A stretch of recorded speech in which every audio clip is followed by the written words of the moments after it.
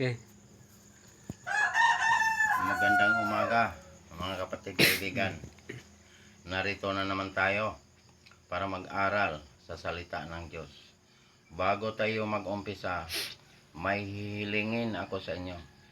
Paki-subscribe, paki-like, paki-share sa aming munting YouTube channel, Marlon Correct YouTube channel, para mapabilis pagpalaganap ang salita ng Diyos sa buong mundo at maipakilala natin ang ating Panginoong Hesukristo na ating Panginoong tagapagligtas. Paki-subscribe, paki-like, paki-share. Maraming salamat po. Tayo na yung manalangin. Ama naming Diyos na makapangyarihan sa lahat, Panginoon, narito po kami, Panginoon, sa umagang ito para mag-aral sa iyong salita. Basbasahan mo po, Panginoon, ang lahat ng taga-subaybay at lahat ng tagapakinig nitong mensahe nito, na sila'y makakilala sa iyo at ikaw ay tanggapin bilang Panginoon at tagapagligtas. Ito ang aming hiling at samot dalangin sa pangalan ng aming Panginoong Hesukristo, aming Panginoong tagapagligtas. Amen. Dito tayo mag-aral, mga kapatid kaibigan, sa Marcos, Kapitulo 7, versikulo 18 hanggang 23. Ito ang sinasabi dito sa versikulo 18. Sinabi niya sa kanila, kayo rin ba ay hindi nakakaunawa? Yan ang sabi dito. Kayo ba hindi nakakaunawa? Ulitin ko pagbasa. Sinabi niya sa kanila, kayo rin ba ay hindi nakakaunawa? Hindi ba ninyo nalalaman na anumang nasa labas na pumapasok sa tao ay hindi nakapagparumi sa kanya? Ang sabi, ang mga pumapasok ay hindi nakapagparumi sa tao. Yan ang sabi dito. Ang mga lumalabas ang nakapagparumi. Yung mga galing sa puso, yun ang nakapagpaparumi. Yung galing sa isip, galing sa puso, nga ilalabas ng tao. Anong ibig sabihin nito? Ang mga masasamang salita. Ayan ang nakapagparumi sa tao. Pag nagsalita ka ng masama laban sa iyong kapwa, ayan ang sinasabi niya, marumi. Yung mga lumalabas, pero ang mga pumapasok, hindi nakapagparumi. Yan ang sabi ng Diyos. 19. Ito ang sinasabi dito sa 19. Sapagkat hindi ito pumapasok sa kanyang puso, kundi sa tiyan, at ito'y inilalabas sa tapunan ng dumi. Sa ganito'y nililinis niya ang lahat ng pagkain. Yan ang sinasabi. Ang lumalabas ay ito ang nagpaparumi. Dahil nililinis ang loob. Nililinis niya ang loob. Dahil ilalagay ito sa lagayan ng dumi. Ang lumalabas. Pero ang mga pumapasok ay hindi ito nakapagparumi sa tao. Yan ang sinasabi ng Diyos. Basta pumapasok sa iyong katawan, hindi yan nakapagparumi. Pero ang mga lumalabas, yun ang nakapagparumi. Ayan. Yan ang ibig sabihin nito. 20. Ito ang sinasabi sa versikulo 20. Sinabi pa niya, ang lumalabas sa tao ang nakapagpaparumi sa tao. Ang lumalabas, yun ang nakapagparumi sa tao. Dahil ano-ano lang ang sasabihin ng tao. Kasi ay nadumihan sa kanyang mga sinasabi. kanyang mga ginagawa. Ito ang nagpaparumi sa tao. Marumi sa paningin ng Diyos. Yan. Yan ang ibig sabihin. 21. Itong sinasabi dito sa versikulo 21. Sapagkat mula sa loob, mula sa puso ng tao, lumalabas ang masasamang pag-iisip, pakikiapid, pagnanakaw,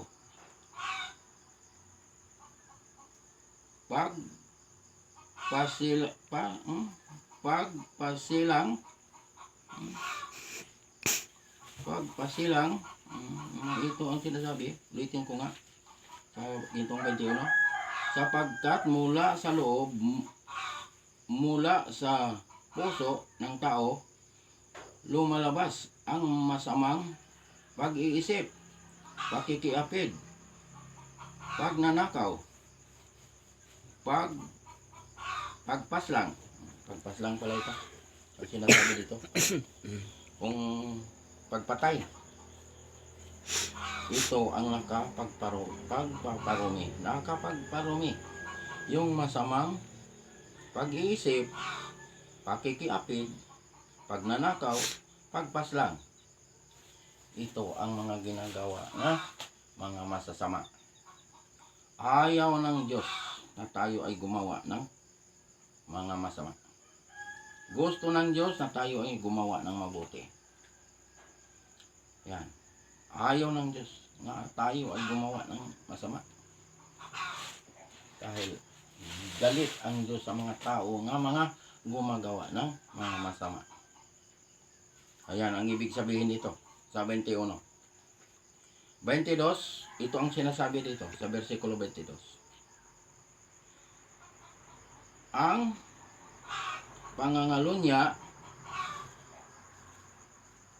kasakiman, kasamaan, pandaraya, kahalayan, pagkainggit, paninirang puri, kapalaluan at kahangalan. Ayaw ng Diyos nga mandaraya ka, ayaw ng Diyos. Kung palalo ka, yung mayabang ka, ayaw ng Diyos. Kung yan sinabi dito, kahangalan, huwag tayong maging hangal, maging tayo nga masunurin sa salita ng Diyos. Huwag tayo gumawa ng kasamaan para hindi tayo magiging angal. Ayan. Mabuti ang ating gagawin. Dahil yan ang gusto ng Diyos nga ating gagawin.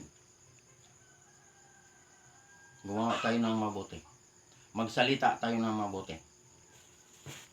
Ayan. Yan ang gusto ng Diyos, na tayo ay marunong magsalita ng mabuti, marunong gumawa ng mabuti, at marunong makinig sa salita ng Diyos. Pakinggan natin ang salita ng Diyos. At isagawa natin ang kanyang salita. Ayan ang gusto ng Diyos sa bawat isa sa atin.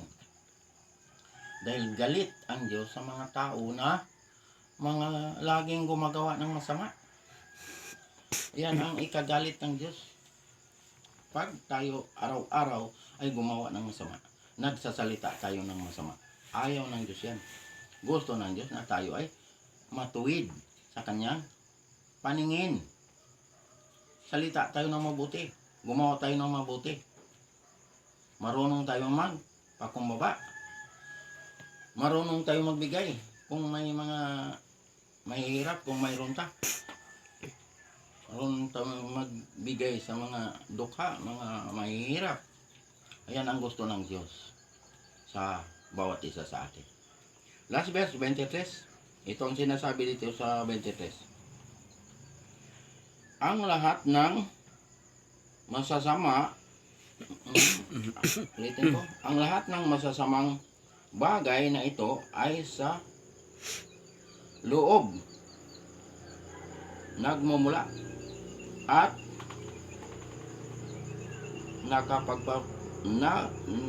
nakapagpaparumi sa tao.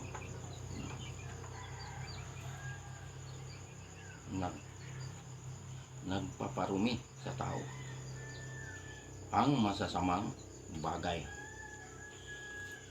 Ang mga masasamang bagay, ang mga gumagawa tayo ng masama, ito ang nagpaparumi sa atin. Basta gumawa tayo ng mga masamang bagay, marumi sa paningin ng Diyos. Kasalanan. Ayan ang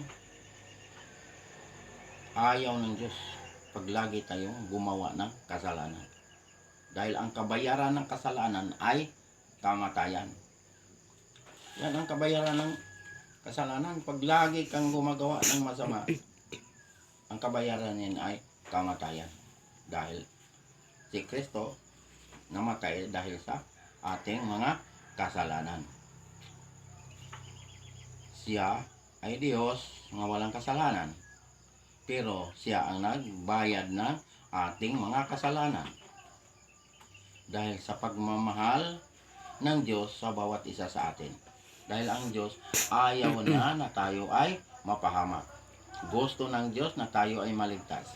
Kaya ang kanyang buhay, ibinigay niya sa bawat isa sa atin. Buhay ng ating Panginoon, ang ibinayad ng ating mga kasalanan. Dugo ng ating Panginoon, ang ihinugas ng ating mga kasalanan. Ganyan ang Diyos na nagmahal sa bawat isa sa atin. Mahal tayo ng Diyos, mga kapatid kaibigan. Kaya mga kapatid kaibigan, ngayong umagang ito, paniwalaan natin itong mensahe na ito. Dahil ito ay katotohanan. Ang Diyos ay hindi marunong magsinungaling. Pag sinabi niya ay totoo at magaganap.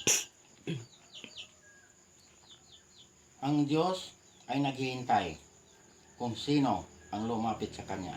Kung sino ang sumasampalataya sa Kanya.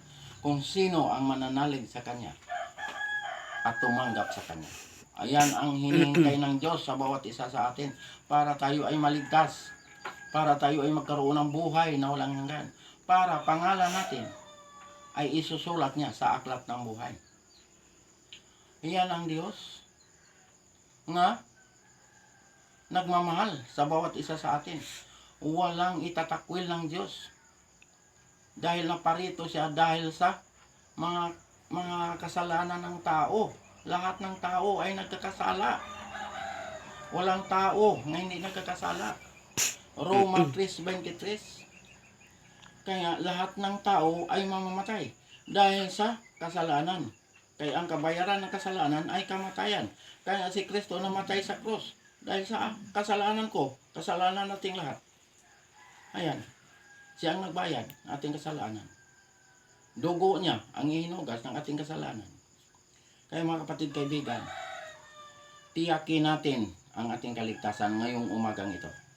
Kung sino man ang hindi nakakatiyak sa kaligtasan, tiyakin natin ngayong umagang ito. Paano ba pagtiyak? Ganito. Manalig kay Kristo, tanggapin si Kristo bilang Panginoon at tagapagligtas. Para pangalan ay nakasulat sa aklat ng buhay. Yan ang katiyakan. Kaya ang kaligtasan nasa pananalig at pagtanggap kay Kristo. Yan tayo nagkaroon ng kaligtasan at buhay na walang hanggan. Ayan. Pagkatapos mong tinanggap ang ating Panginoong Hesukristo, anong gagawin? Magpabautismo sa pangalan ng Ama, pangalan ng Anak, pangalan ng Espiritu Santo. Kaya ang bautismo mahalaga. Paglubog mo sa tubig, namatay ka kasama ni Kristo. Pag-ahon mo, nabuhay ka kasama ni Kristo. Ikaw ay nagiging bagong nilalang. Wala na ang dating pagkatao. Pangalawang Korinto, Kapitulo 5, versikulo 17. Bagong nilalang ka na. Wala na ang dating pagkatao. Kaya pag masama ang tao, dati masama, ngayong bagong nilalang ka na, huwag ka nang gumawa ng masama. Gumawa ka ng mabuti. Magsalita ka ng mabuti. Dahil bagong nilalang ka na. Wala na ang dating pagkatao. Ikaw ay nakatawid na sa kamatayan tungo sa buhay na walang hanggan. Bakit nakatawid ka? Buhay ka pa? Dahil namatay ka kasama ni Kristo. Nabuhay ka kasama ni Kristo. Kaya sinabi ng Diyos, ikaw ay nakatawid na sa kamatayan tungo sa buhay na walang hanggan. Wala ka ng hatol, kapatid, kaibigan. Dahil tinanggap mo ang tagapagligtas. Tinanggap mo ang tagapaghatol. Sino ang tagapagligtas? Si Hesus Kristo. Sino ang tagapaghatol? Si Hesus Kristo. Ayan, mga kapatid, kaibigan. Yan ang katiyakan. Ayan ang kahalagahan ng bautismo. Ipinanganak ka muli sa Espiritu. Kaya ang sabi ng Diyos, kailangan ang lahat ay ipanganak muli sa Espiritu. Dahil pag sa laman ka manatili, diyan ka namumuhay sa laman, mamamatay ka. Dahil itong laman, mahilig itong gumawa ng kasalanan. Anong kabayaran ng kasalanan? Kamatayan. Kaya ang sabi ng Diyos, kailangan ipanganak ka muli sa Espiritu. Para magkaroon ka ng buhay na walang hanggan. Yan ang ibig sabihin ng bautismo, mga kapatid, kaibigan. Nagiging born again ka. Oo. Basta ikaw ay nananalig at tumanggap kay Kristo. Nagpabautismo ka. Born again ka. Ang tawag niyan, born again. Pinanganak ka muli sa Espiritu. Anong gagawin pag natapos kang mabautismuhan? Sundin ang utos ng Diyos. Kaya ang sabi ng ating Panginoon na si Hesus Kristo sa Juan 14, versikulo 15, kung iniibig ninyo ako, tutuparin ninyo ang aking mga utos. Yan ang sabi ng ating Panginoon. Ipatupad ang kanyang mga utos. Ano pang sinabi ng Diyos? Sa unang Juan Kapitulo 2, versikulo 3 hanggang 4. Nakakatiyak tayong nakikilala natin ang Diyos kung sinusunod natin ang kanyang mga utos. Yan ang sinasabi ng Diyos sa versikulo 3. Versikulo 4. Ang nagsasabi nga nakikilala ko siya, ngunit sumusuway naman sa kanyang mga utos ay sinungaling at wala sa kanya ang katotohanan. Yan ang sinabi ng ating Panginoon. Kung totoo kang nakakilala sa kanya, sundin mo ang kanyang mga utos.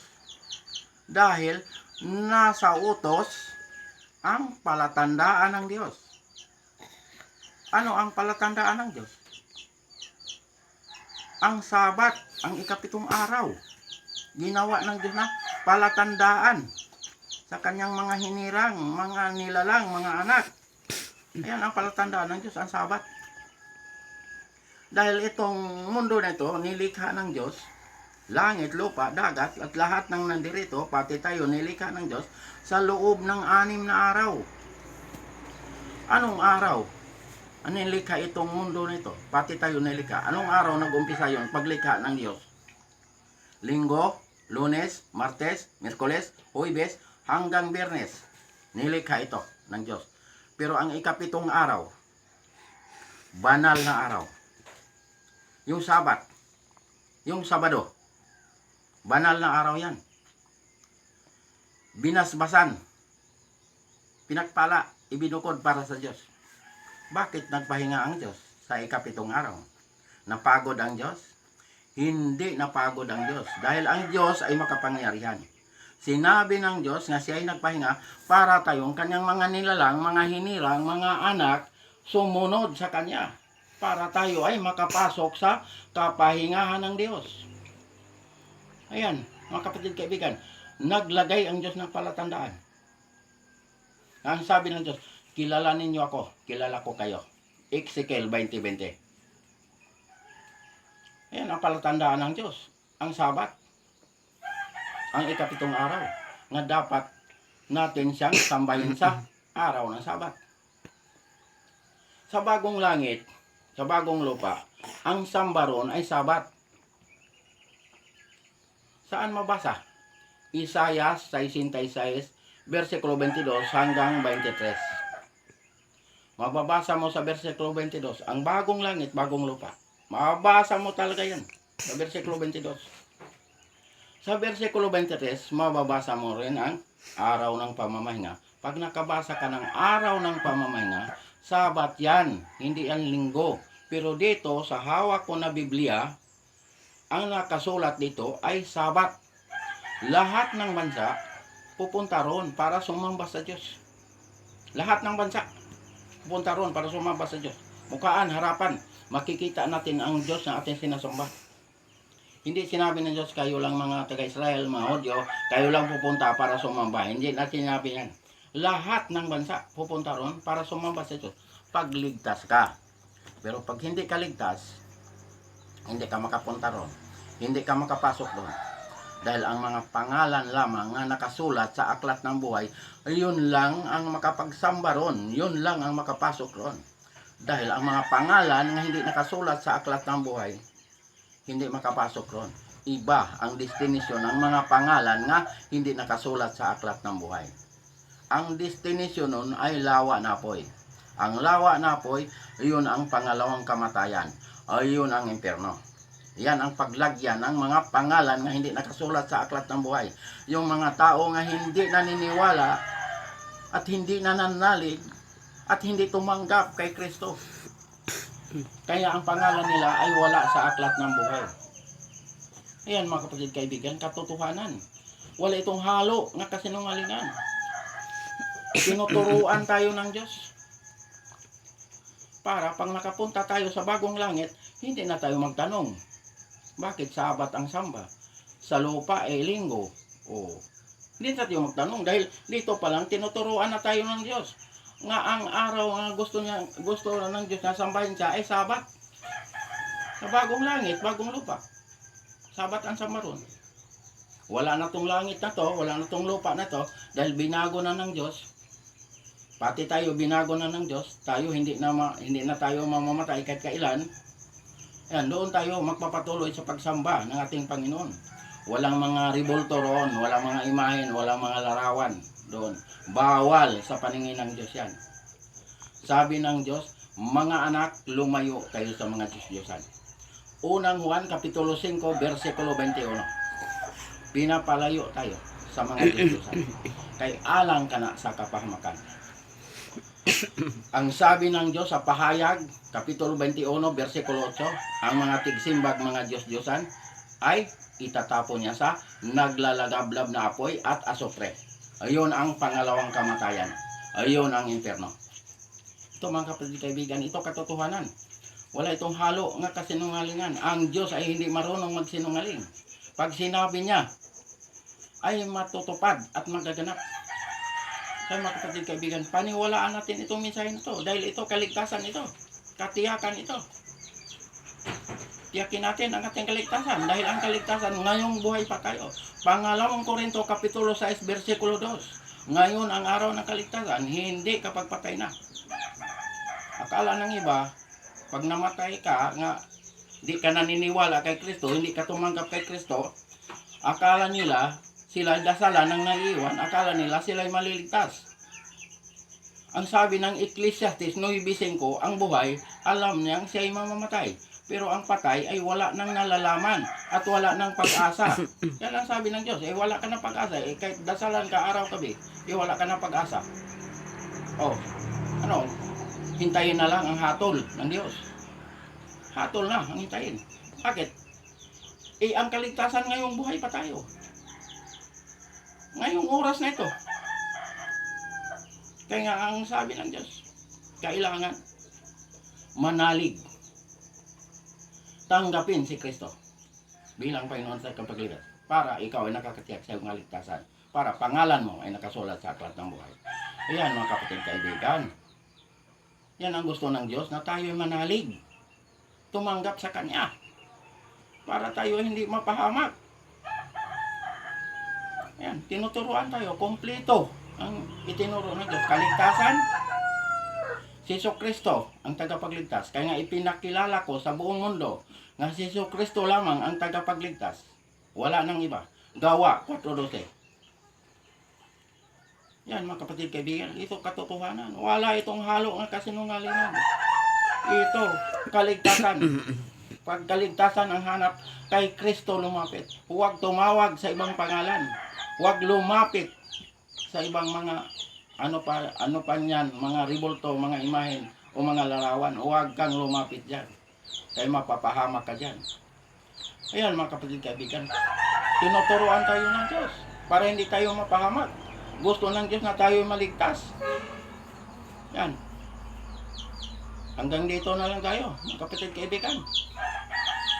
Paki-subscribe, paki-like, paki-share sa aming munting YouTube channel, Marlon Corret YouTube channel, para mapabilis pagpalaganap ang salita ng Diyos sa buong mundo at maipakilala natin ang ating Panginoong Hesukristo, nating Panginoong tagapagligtas. Maraming salamat po. Tayo na'y manalangin. Ama naming Diyos nga makapangyarihan sa lahat. Salamat po, Panginoon, sa mga salita mo naming napag-aralan ngayong umagang ito. Basbasan mo po, Panginoon, ang lahat ng taga-subaybay at lahat ng tagapakinig nitong minsay nito nga sila'y makakilala sa iyo at ikaw ay tanggapin bilang Panginoon at tagapagligtas. Ito ang aming hiling at samot dalangin sa pangalan ng aming Panginoong Hesukristo, naming Panginoong tagapagligtas. Amen. Amen.